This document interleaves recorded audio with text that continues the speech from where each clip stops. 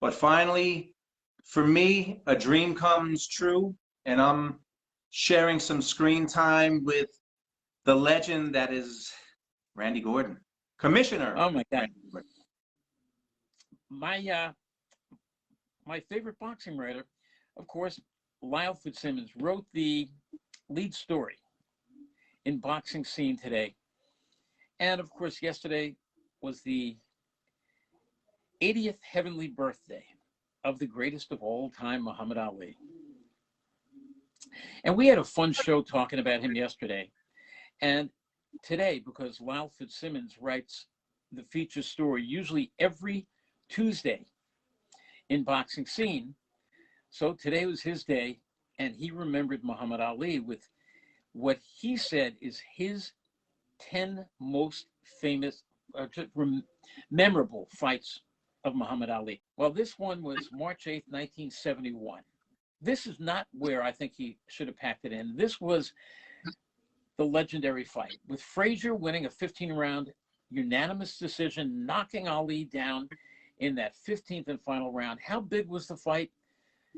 The war in Vietnam stopped that day because even the Viet Cong wanted to watch it. I have friends who were in Vietnam that day, and the Viet Cong actually sent messages. Nobody believed it because they were dealing with the Viet Cong, and there was no fighting that day.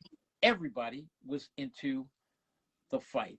Joe Frazier once on my Sirius XM show said, "Can you believe the war in Vietnam stopped that day?"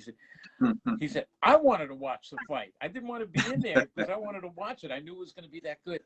And I asked Joe, "I know you knew that you were going to win the fight, but you really felt that, didn't you?" He said, "Without a question." He said, "There was nothing that anybody could have done that night." He said, "But I wanted Muhammad Ali."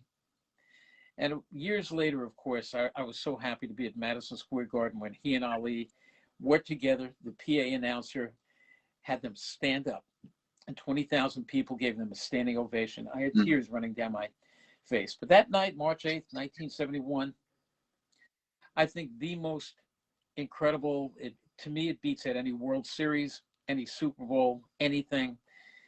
Your thoughts on that great night, which is number 4 on the list of Lyle Fitzsimmons? I respect Lyle's list, and he had this as 4. I might have had it up a little higher on the list. What can you say? It was the fight of the century. It's funny, but my brother, I had a younger brother. He was born on that night, March 8th, 1971. And I grew up an Ali fan, and I used to tell him, you were probably born on the moment that Frazier hit Ali with that left hook. When we would fight, I would say, you're the reason why Ali, you were born when Frazier hit Ali. But what can you say? There's so many great books, great docs on this fight.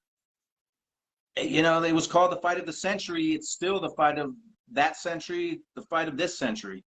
What a night. I wish I was 2 years old. I wish I could experience just the what it was like, the hype for a fight like that. I only know what I've read and what I've seen. That's why it's so great to have someone like you who experienced it, and you were there. I read about it. You were there. What a night. It was a very special night. I mean, it gave everybody just goosebumps. You know what it's like when there's a big fight. This was beyond anything you can even comprehend. And Lyle Fitzsimmons has this as number 4 on his list of greatest nights of Muhammad Ali.